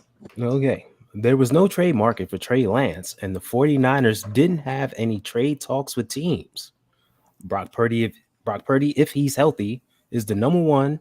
And my guess going into camp is that Sam Darnold has the edge to be number 2. Doesn't And that's make from Adam. sense to me. If you want to create Keywords a trade there. market, My guess. My guess. My you- guess. just going back to it as a whole, think about this. If you're trying to create a trade market for Trey Lance that did not exist previously, right? Because that's what you're saying in the beginning. You want him in some sort of position to increase the value. So you want him to win the number 2 position and say, listen, the only reason he's not number 1 is because Brock Purdy did it last year, right? That's it. Yeah. He's one Brock Purdy injury away from coming back in and being our number 1 guy, and we have no problem with that. If you make him your number 3, you've completely taken all of your leverage away, and you're not All going of to your trade him at trades. all. So this is just this is an appearance on the McAfee show and saying something based off of information that you've gotten over the past few weeks that nothing has changed. Everybody really wants the Sam Darnold as the backup thing to keep going through, which bless them. I think it's great. If it draws clicks for them, hallelujah, have a great time. And if that's how it shakes out in camp, so be it. But like, I find it hard to believe that that's the case right now. With the amount of time Trey Lance has already been in the system, that Sam Darnold's going to come in off the street and just be ahead of him. I find that if that is the case, I find that disturbing on a couple of different levels, right? Either somebody made a mistake somewhere or somebody's making a mistake somewhere. So those are my thoughts. Go ahead, Ty. So am I commenting just on Schefter or Breer also? You could do both, You can do both. but Okay. do Schefter first because we didn't touch on what Breer said. Yeah. So, Okay, let's do Schefter first. Okay, the first part, there's no trade market, right? We know that. He didn't say anything we don't already know. So thanks for breaking that news, right? John Lynch said that before the draft. So we knew it then. I hear it every 2.5 So- weeks since. So, and the Sam Darnold thing, we got to remember this is the off season. These guys need something to talk about, right? So the whole Trey Lance, Sam Darnold, blah, blah, blah, because Kyle Shanahan has not named a 1, a 2, or a 3, you have talking points. That's right. You have talking points now. Now, everyone knows who number 1 will most likely be. So that means we got to talk about number 2 or number 3. If we sit down and say, all right, Trey's number 2, Sam's number 3, the conversation ends. You got to keep that talking point going. So what do? Well, Sam Darnold could be. My guess is Sam Darnold. You just keep it going. And if you notice, it like stops, it dies down, and then somebody mentions it and they keep it going again. mhm. The biggest thing is that he's just giving his opinion. He didn't speak to anyone. He didn't quote anyone. He's just giving his opinion. And that's what everyone needs to keep sight of. It's just in his opinion. David Lombardi said earlier, 49ers quarterback talk not coming from the team is speculation. Yes. Yeah. I mean, Okay. when you're trying to start a fire, the one thing you have to give it is oxygen.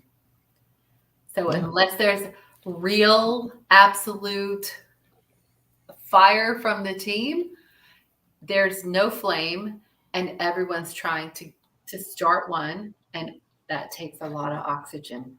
That's a great analogy. I love that because it's like starting a fire, like you start a It wood is. fire, right? And then it rises up and everyone's talking about it. Then all of a sudden the fire starts to die down, right? And we haven't heard about this in like a week or two. Then here comes somebody comes along and they Breathing throw on- another log on it Exactly. and gets it going up again. So That's blow kind of been on the that cycle of flame and this. That's been the reignite. cycle. Yeah. Well, you want to? I mean, the easiest way to see why is look at the agents for Trey Lance. Look for agents for Sam Darnold. They're the same people. They're both with CAA, right? Mhm. They Who want do these? excitement around their guys. Who do the insider people get the information from? The agents, right? And then the selected general managers that are given information, right? League source or whatever. But the agents are given that information, and then you look at like Purdy's agent, like he didn't look like it was some CAA dude or some big deal, right? Some huge deal. So to me, Hey, it's Aaron. kind of that's Aaron. why those two are continuing to cycle through. Like those names are there. They want people to keep an eye on this. talking want people about to keep. them. They want this coal to stay warm, so they're going to Yeah. keep stoking it back every 2.5, 3 weeks, and it's going to be the same thing until camp, and the same thing until camp. Yeah.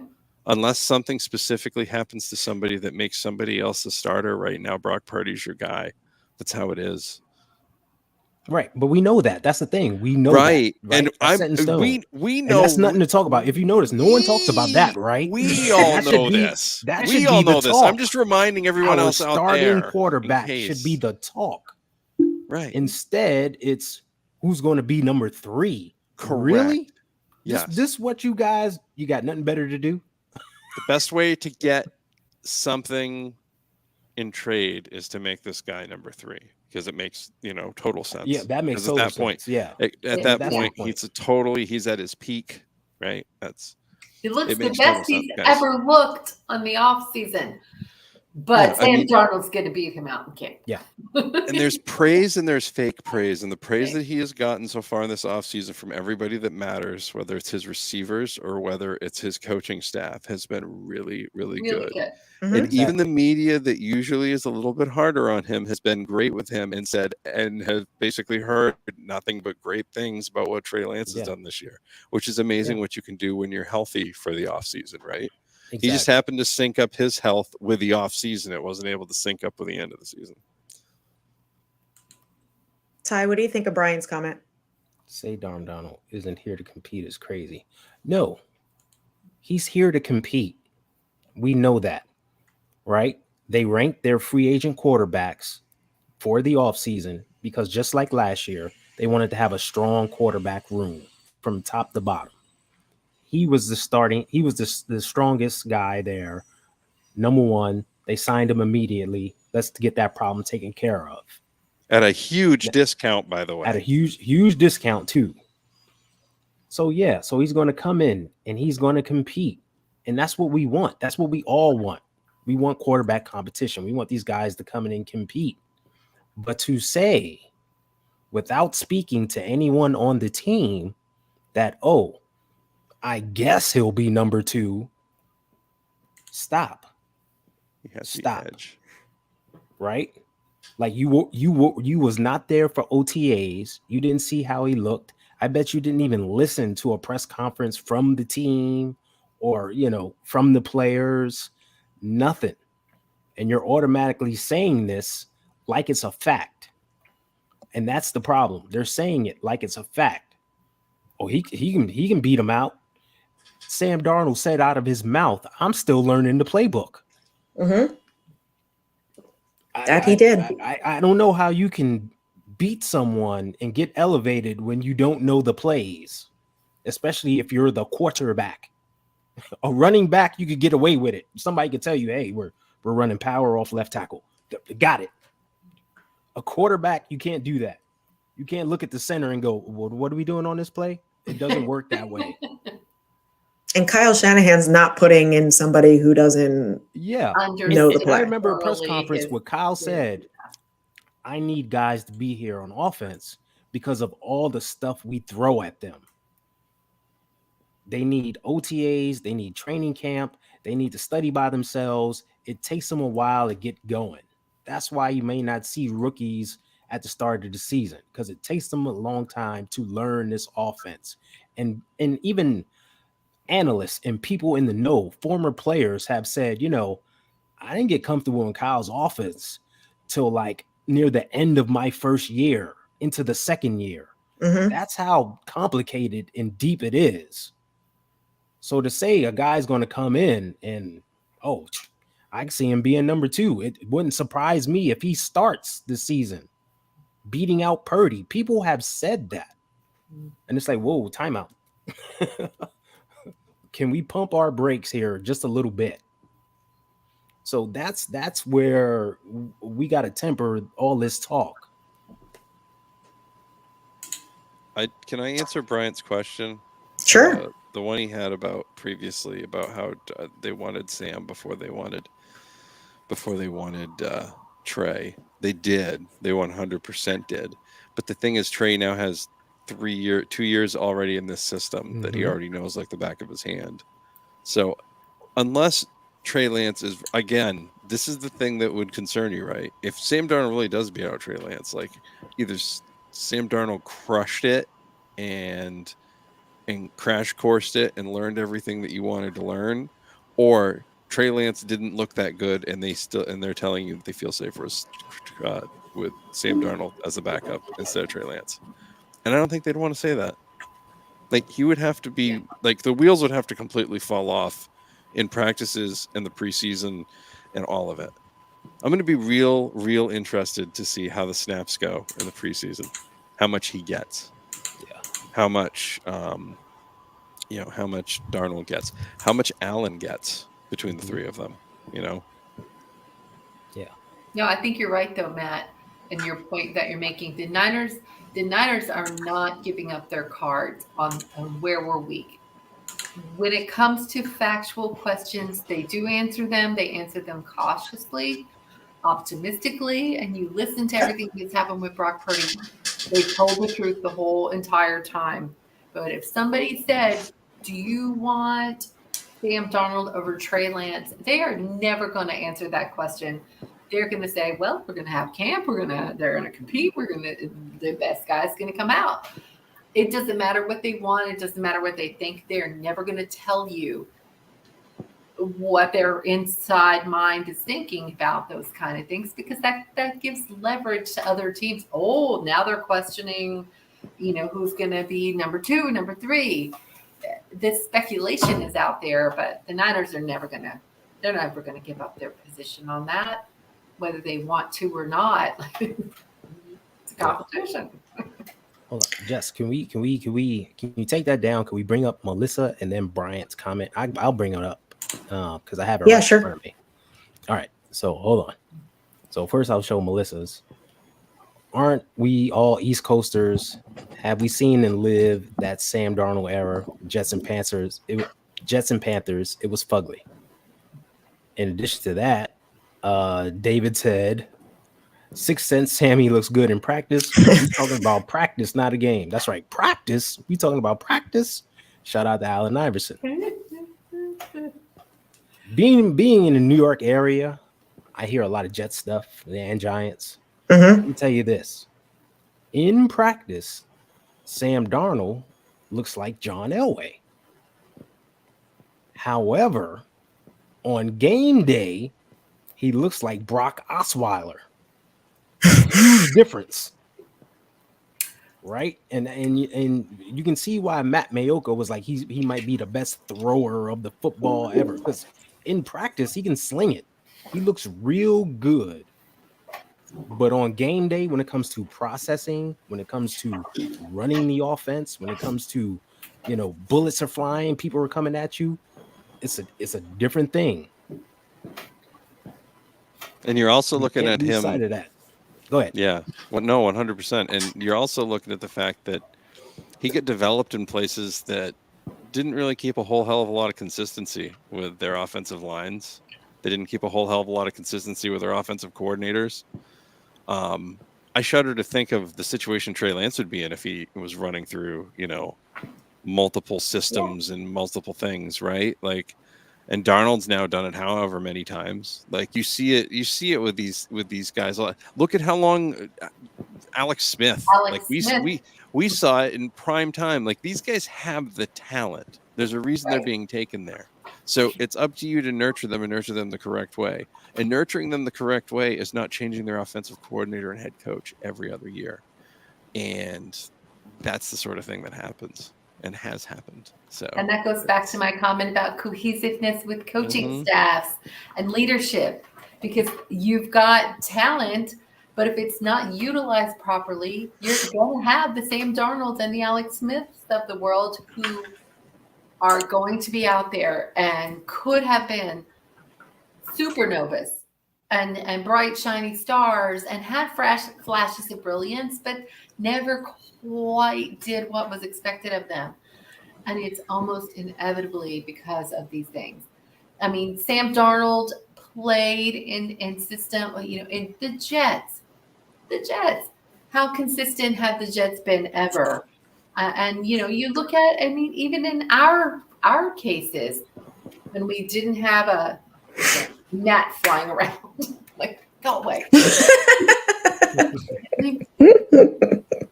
I'm on camera. Go. Sorry. Bother me later. Cool. I'm busy right now. Like, come back in a little bit.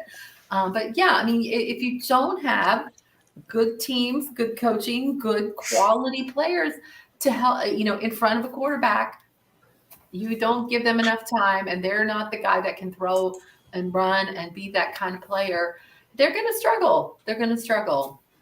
And I feel bad for people like Sam Darnold and the Alex Smith of the world, because they are talented and they've just not been put in the right situation that gives them all the support that they need to be successful. And, you can say what you want about these guys, but if they were in a different situation in their career, maybe those storylines are different, So it's one of those things. Hard to judge some of these players because of where they ended up and the situations that they've been in.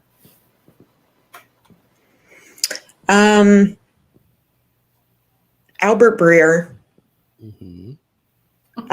said on Colin Cowherd's show, the Niners have already given this guy, he's alluding to Trey Lance, so many chances.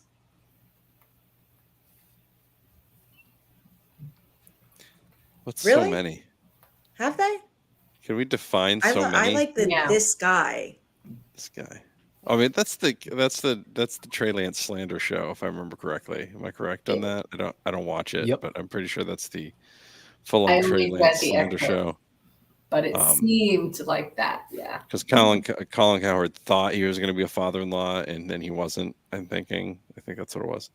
But if I read the internets correctly, I sometimes don't. Mhm. But Yeah. that just seems very like they gave him what, 2 chances. They tried to give him the chance to win the job in 2021. He got hurt. And then they tried to give him the chance to win it in 2022. He won it in 2022. He was a starter, and he broke his leg. So that's 2 chances. They gave him so many chances. 2 is so many. I'm confused. Yeah. Help me, someone help me. Trey Lance has played a total of 14 quarters of football in the NFL. So many chances. That equates to 3.5 games. So many chances. I don't think he understands the definition of so many. He went to Ohio State.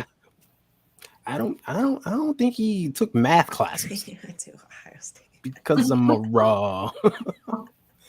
I feel like if you went to Ohio State for athletics, like you probably like worked hard and did some things, right? I feel like if you went for journalism, you probably skipped and went to class late. That's what I think happened in Ohio State. Yeah. You're probably right. Like, and let's think about the predecessor. How long he was here, how many chances he was truly given, right? Like, that's a lot of chances. Yeah. To say a guy who had 14 quarters, so many chances, is crap. But once again, he was in Nantucket on vacation. He wasn't at OTAs. He wasn't there watching and speaking to people in person. He was just giving his opinion. Mhm. As he started off the conversation with, I think that maybe. Oh, Really? okay. Okay. Well, I Let's mean, make and- memes out of it, everybody. Okay. Nice. But he's giving his expert insider information on this. Right. That's the problem. But you're right. I agree. I think the narrative that was presented in that is just not accurate. It's really more of a series of unfortunate events. Like, the poor kid got hurt and got hurt again in his opportunities that he was given. but now you gave up your seat and someone else walked in and is running the show and doing a great job by all accounts. Wait, hold on. But that's not the conversation. No, we're not talking about QB1 here. We're We not. know what that is. We're Right, talking about QB2. But the whole Sam Darnold just got there. The whole narrative of they already gave him so many chances. Well, you're right. They did give him chances, but so many, no, that's true, not true. That is absolutely wrong. But the fact of the matter is they gave him a chance and he lost his job to someone else who stepped in. Now it's going to be very, very difficult for him to get another chance because of unfortunate things that happened. He got hurt again. And that's unfortunate, but it happens. And the next man up mentality is in everybody's, you see it every time everybody else goes down. Next man up, let's go. Next man up, let's go. Everybody says the same thing, except this time it's like, oh, but Trey Lance deserves no chance. I kind of get where he was coming from. I think it was poorly stated and poorly worded, but we have that mentality of next man up, let's go. It doesn't, oh, he's gone, he's out, let's, whatever, next man up, except for this. And then it's like, well, poor Trey didn't get his shot. Poor Trey didn't get to do this. He got a chance. He got hurt. And unfortunately, someone else came in and is doing the job. So what do you do with that? You got to give the guy who's doing the job a fair shot too. So I didn't like it. I read the excerpts of it and I thought it was just a really, really awful way to frame the whole situation because I think, Trey's a victim of just poor timing and poor circumstances. Right, but he wasn't given so many chances. No, he wasn't. It wasn't like he was given so many. The ones he was given ended up in injury, and now you have someone else who's doing the job and doing it well. It's like, how many more chances do you want to give somebody if you got somebody who's doing the job? Time out. Go ahead, you're kind of cross-contaminating things here. You're saying he was given the job, but now you got somebody else that was given the job and doing it well. We're not talking about Brock Purdy here. The conversation is between Trey Lance and Sam Darnold. Sam Darnold just got there. He's not doing any job right now because there's no job to be done. Right? So how can you say they've given Trey Lance so many chances? Once again, he's played 14 quarters of football. And now Sam Darnold looks like the guy. That doesn't make sense. But he said, I wouldn't be surprised if Sam Darnold takes the first team reps in practice. When he said he wouldn't be surprised if Sam Darnold is quarterback too, which is the same talking point that everyone keeps going. The problem here is that these guys are speaking about it like it's fact, like they heard it from the team when they haven't. They're just giving their opinion and everybody's repeating the same opinion. The key to all this is we literally just went through all of this a month ago at the beginning of May. Everybody out there listening and watching, remember Ian Rappaport? And he kept talking up Sam Darnold, and the 49ers reached out to him and told him to basically shut up. And that's when it came out that was the only time that he spoke to the 49ers, them telling him to shut up. Everything that he said beforehand was just his opinion, no facts.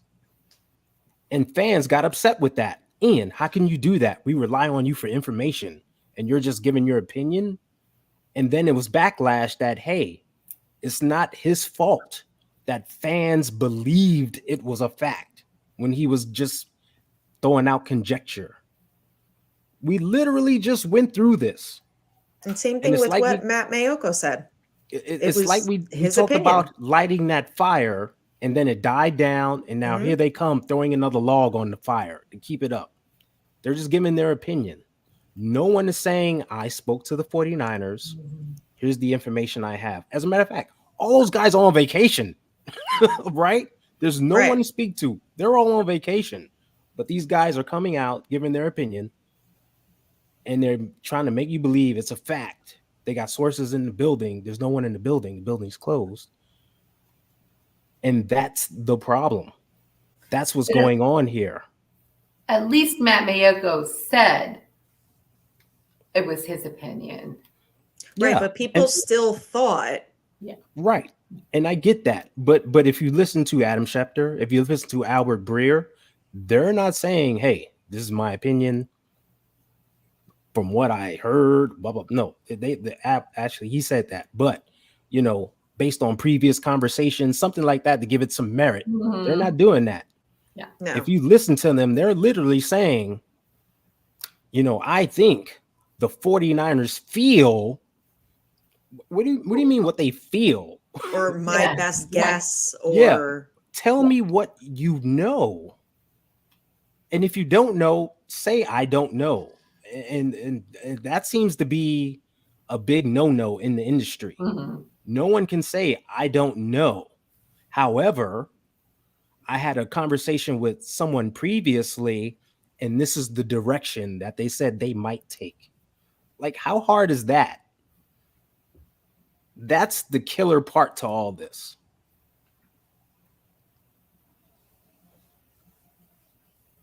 no, And that's my sermon. no, very good. It was these guys are just giving their opinions. I Yeah. mean, I've seen so many things like, you know, when do we start believing what they say? When do we, you know, and the only one who really has come out and, you know, pretty much said what I read was David Lombardi. Like 49ers quarterback talk not coming from the team is speculation. Like that's Yeah. all it is. Yeah. That's all it is. He also tweeted, the Do actual that, yeah. evidence paints a rather simple picture. 49ers love the upside, moldable clay of Trey Lance. They knew it'd be a long developmental process throughout. 2022 was to be the key year in this process, but Lance's injury happened. Brock Purdy stole the show. Now the 49ers have multiple options, Darnold too, and they'll play out organically. And I believe that. Yeah. Yes. 100%. And this has Yes. been it. He was making too much sense there. No one's going to listen Sin- to that. No one wants Since- to believe that. No, Yeah. they'll just make fun of him instead. This Because is- that's what people do. They make fun of him. And this has been it since the end of the season. Mhm. That's it. Yeah. That's how it is. Yeah. But no Because one has the that's who patience. Kyle Shanahan is at heart. He's going to let it happen organically, and the best man will win the day. Right. Whether we like it or not, or agree with who he chooses, that's who he's going to run with. We're going to roll with it. Yeah, And that's exactly. the thing. No one has the patience to wait and let this happen. But watch, when the images come out from a training camp and the joint practices, I bet you'll see Kyle standing directly behind the offensive line, just looking at the quarterbacks. Mhm. Mhm. What are they doing? What are they processing? Did he hit the open man? Did he go to the first read, second read, etc.? He'll be watching like a hawk. And every day it'll be, well, Kyle's there. He watched Sam Darnold more than he watched Trey Lance. Like, Right. stop. He's watching everyone equally. Just let it play out. Oh, I got it. Can I address this one as well? Sure. This go whole ahead. thing. yeah. People get so wound up about this Mac Jones thing. Mac Jones. So crazy. They traded up to 3 so that they could pick whoever the hell they wanted at that position, right? Mhm. Whether if they had decided it was going to be Kyle Pitts, whether if they had decided it was going to be whatever, they wanted to have that option. But they wanted to have that option because they knew that Trey Lance probably wasn't going to fall to them. So clearly they felt comfortable with either him or Mac Jones, right? Seems pretty logical. They felt pretty comfortable in that scenario. So they traded up so that they could have that option. If they didn't want that option, they would have waited for Mac Jones. Because they didn't trade up for that option, or because they didn't, just stay at 12, that tells me that they didn't want Mac Jones. They had to see Mac Jones against Trey Lance. And clearly they decided to go with Trey Lance. However it happened, somebody talked somebody into something. I don't care. I don't think that's the case. I think they've all been pretty good on the story that none of them tipped their hand, and then they talked about it right before the draft, and they're like, yeah, so Trey, like, everybody just wants to get clicks. That's what it is. It's all about the clicks, man.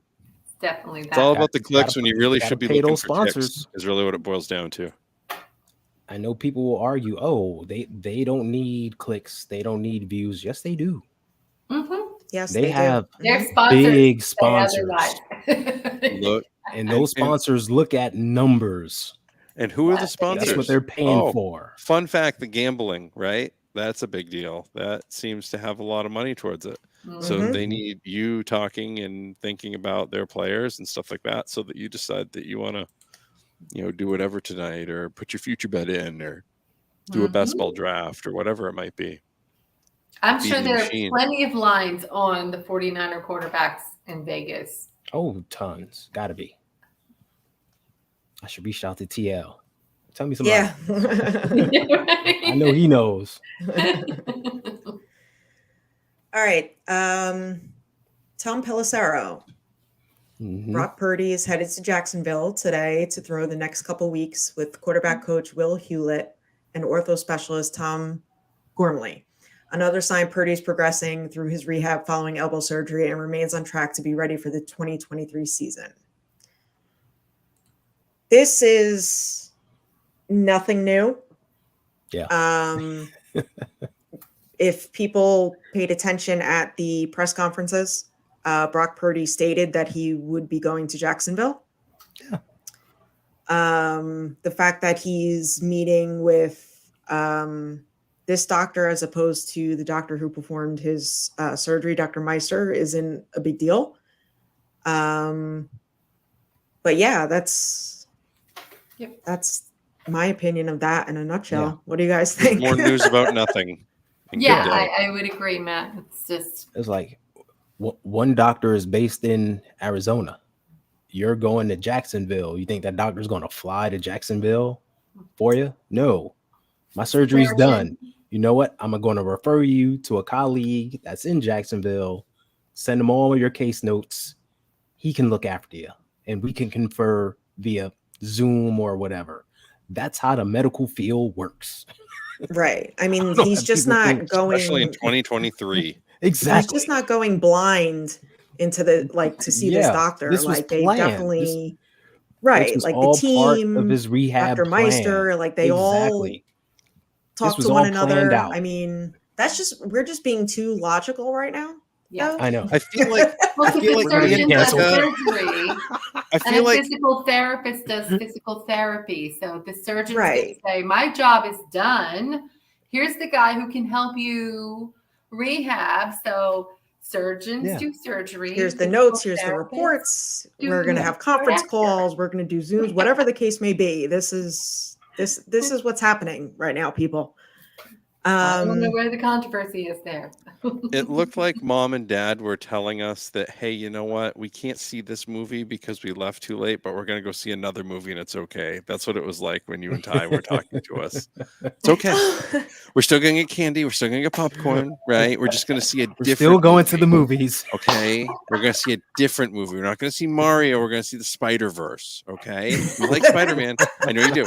Okay. It's fine. It's fine. It's just, Okay. you still get everything. You still get the experience. It's just going to be a different time, different movie, okay? We'll watch Mario at home. Okay. All right. That's what that looked like. Sometimes you have to, man. I know. Yeah. People don't get it. I don't know. It's the off season. Everything has to be. Yeah, but you know what? This is in heightened. season 2, Ty. It and is. It is. you You know are it. exactly right. I stand corrected. You're exactly right. It's this is never going to go away. No. And then there's talk about Brock's arm strength and that fun stuff. And Jack Hammer had tweeted, ever notice how the people who really know what it takes to play quarterback at the highest level don't mention having a big arm? Mm-hmm. Yeah, I know. Everybody talks about the cannon Joe Montana has all the time. Like, that's all I ever hear about. Yeah. That's it. You can throw it out the stadium at Joe. Yeah. Arm as big as tree trunks, that guy. Yeah, Uh-huh. That's yeah. all I hear all the time. Yep. Mhm.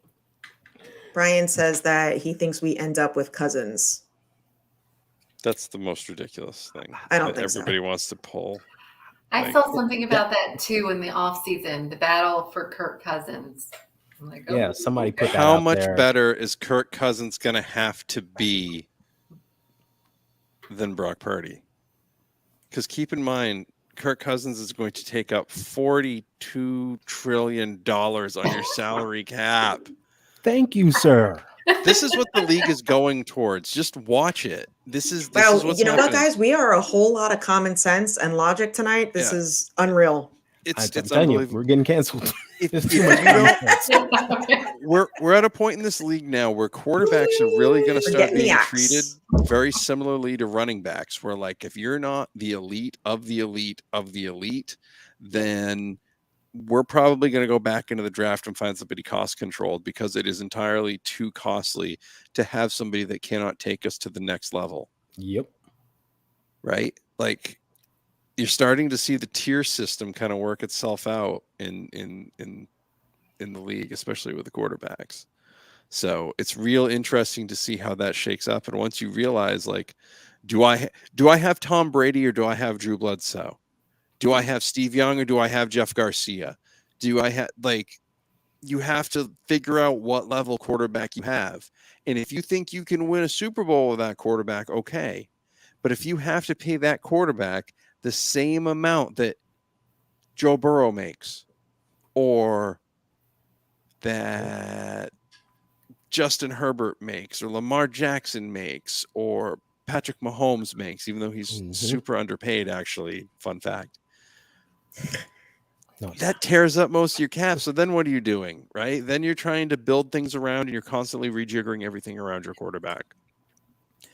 It doesn't, it's not cost effective. Right now, the 49ers have a situation in place where they get all of their quarterbacks for about $15 million.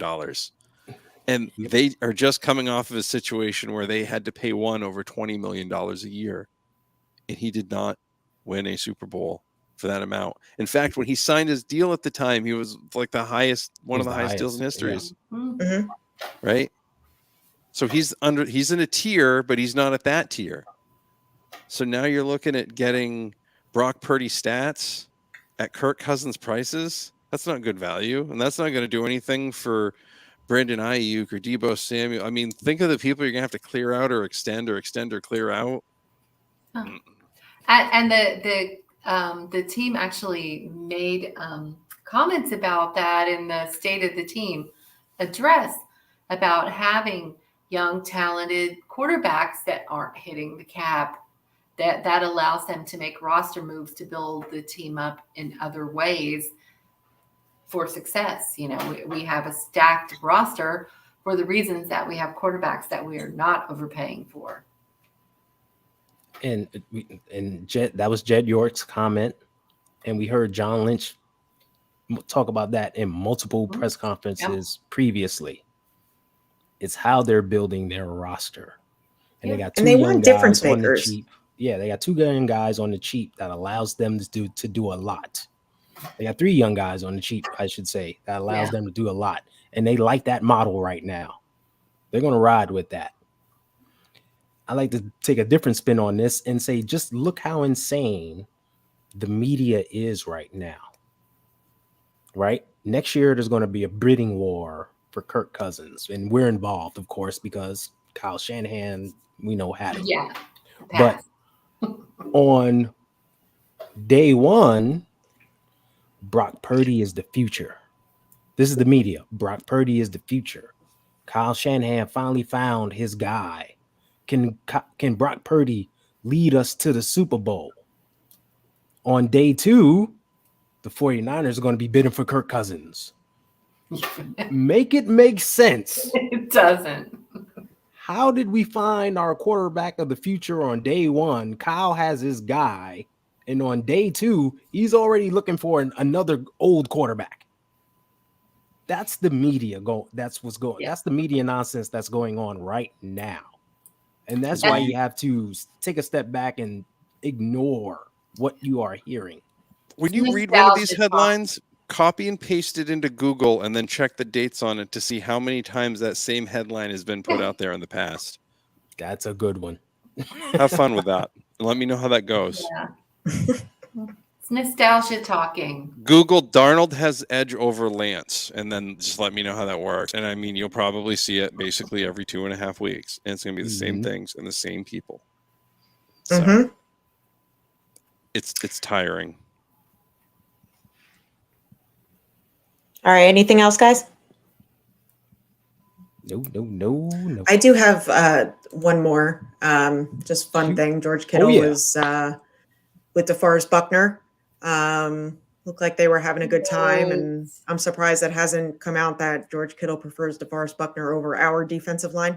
Oh, of course, right? I'm just being snarky now, but yeah, they look like they had a fun time. It's good to see Defo. Apparently, it was a bussing with the boys. Yes. They were doing like beer games or something, and they brought home the championship. Yeah.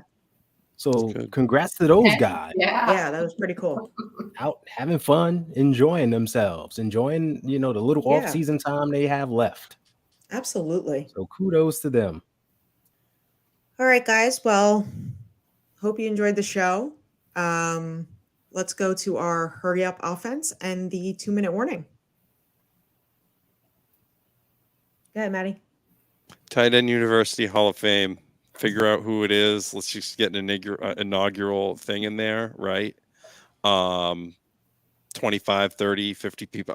Whoever is in the Hall of Fame, get them all in, whatever, and then we can start fresh each year with whoever else you want in there. So, inaugural class of the Tight End University, make it happen. Becca? Condolences to the Ryan Mallett family. That's a sad situation, and heartfelt condolences to his family. To the players, keep having fun in the off season. They're having a great time. And there's 11 Sundays until week 1. Oh, and rejiggering. That's your word of the week. Matt comes up with some gems sometimes, but go look up rejiggering and use that in a sentence once in a while. Okay. Ty? Hey, the official dates for training camp came out today. We know when guys will be reporting. So we got something to finally look forward to. We got, a key date to keep track of.